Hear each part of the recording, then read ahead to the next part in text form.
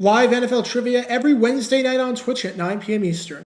Come show off your football knowledge for a chance to win cash prizes. Check the link in the description to find out more. And now, on with our feature presentation. When you think of the most iconic performance by a Hall of Fame quarterback in the immediate aftermath of losing his father, there's one performance that probably immediately comes to mind. In 2003, in front of a national television audience on Monday Night Football, Green Bay Packers quarterback Brett Favre decided that he was going to play and continue his decade-long Ironman streak just one day after his father suddenly passed away. And what followed was arguably the greatest game of Favre's career.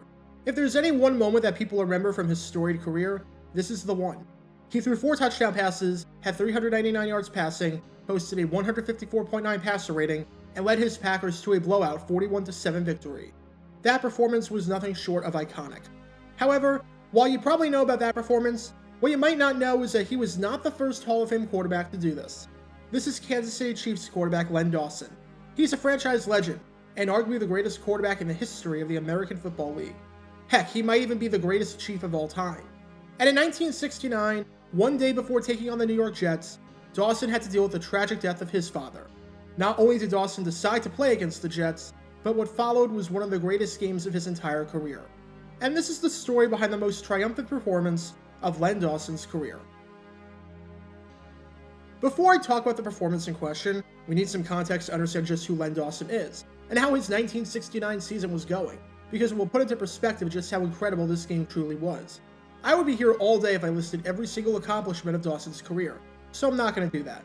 However, after a failed stint in the NFL with the Pittsburgh Steelers and Cleveland Browns, Dawson worked his way onto the Chiefs franchise in 1962, who were at that point known as the Dallas Texans. From there, Dawson became one of the best quarterbacks in the AFL, and might have been the best. Prior to the start of the 1969 season, he started 7 seasons with the team. In those 7 seasons, Dawson won 60 games out of a possible 94. If we include ties in the winning percentage, Dawson had an absurdly high winning percentage of 66%, winning 2 out of every 3 games that he played with the team. And as Meatloaf once said, 2 out of 3 ain't bad. The Chiefs won 2 AFL championships under his leadership, winning in 1962 when they were the Texans, and winning in 1966 when they went into Buffalo and blew out the Bills. The Chiefs even got to play in the first ever Super Bowl, then known as the AFL-NFL World Championship game, even though Dawson and company would wind up on the losing end of things. It truly was absurd just how good Dawson was in the AFL compared to the rest of his peers. From 1962 to 68, in those 7 seasons, he led the AFL in completion percentage 6 times. He led the AFL in touchdown passes 4 times. He led the AFL in passer rating 6 times. And from 1964 to 68, had a 5-year stretch where he led the AFL in completion percentage and passer rating. He had a passer rating over 100 in 1966. That's great today, but that was almost unheard of back in the 1960s, when any passer rating in the 60s was considered to be great. Dawson was an insanely good quarterback that was an anchor on many successful Chiefs teams throughout the decade. But in 1969, it seemed like things were starting to go south on the field. The good news for the Chiefs in 1969 was that they were a really good team. Through the first 9 weeks of the season, they were sitting pretty atop the league. They were 8-1, giving them the best record. They had scored 242 points, which was the second most of any team in the league, only 13 points behind the Oakland Raiders, who had 255. Their defense was suffocating, and allowed just 88 points, which comes out to an average of less than 10 points per game. There's a reason people talk about those 1969 Chiefs as one of the most underrated defenses of all time, especially since the next closest team through 9 weeks was the Raiders, who allowed 165, meaning that the Chiefs had allowed roughly half as many points as the next best defense. And the Chiefs easily had the best point differential in the league, at an astonishingly high plus 154, meaning that they were winning games on average by 3 possessions. The bad news was that even though the Chiefs were playing well, Len Dawson was not. After a ton of fantastic seasons with the team, where he made it to 5 AFL All-Star games, including each of the last 3, it seemed like he was starting to decline. The Chiefs were still winning games in 1969, but instead of these wins being because of Dawson, they seemed to be coming in spite of him.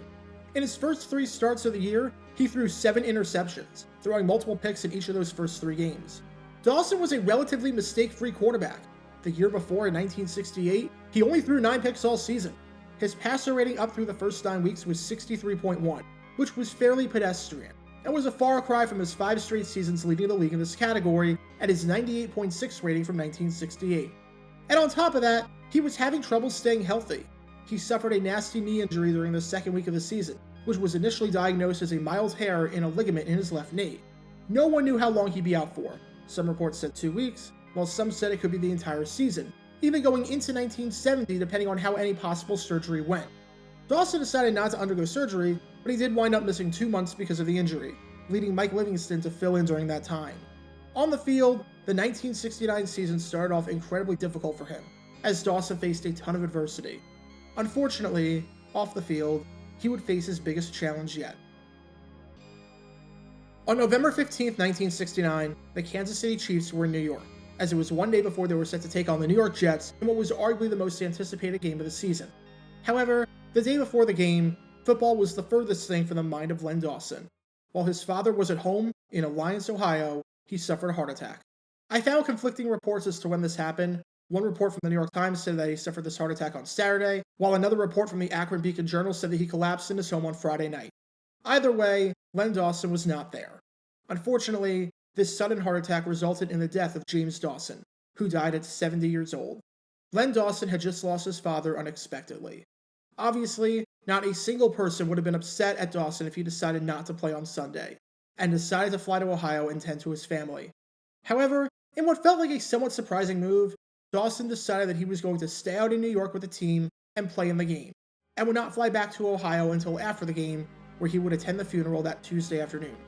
While Dawson never said anything about this decision, and never publicly commented on why he did this, there are 2 possible explanations. Number 1 is that he talked all week about hating his time on the sidelines after being injured. He felt that he was out of rhythm, and felt that he needed to play and get back out there.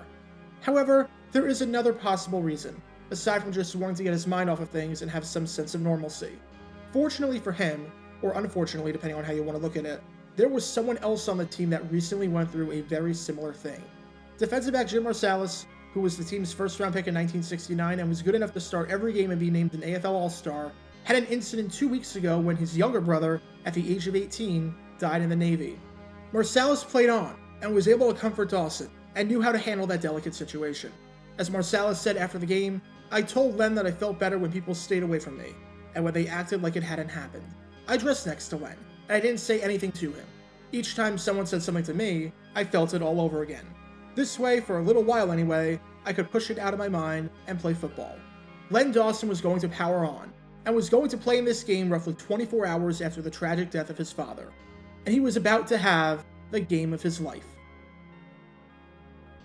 Again, even if we take the Dawson angle out of this was an absolutely monumental game, and might have been the biggest game of the entire AFL season.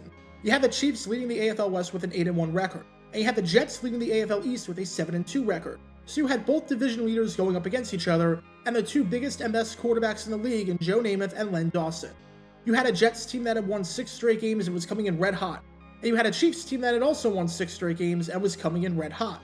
Dawson hadn't played well all season, but he was going to need to have a good game today under the most difficult of circumstances if the Chiefs were going to pull this one off.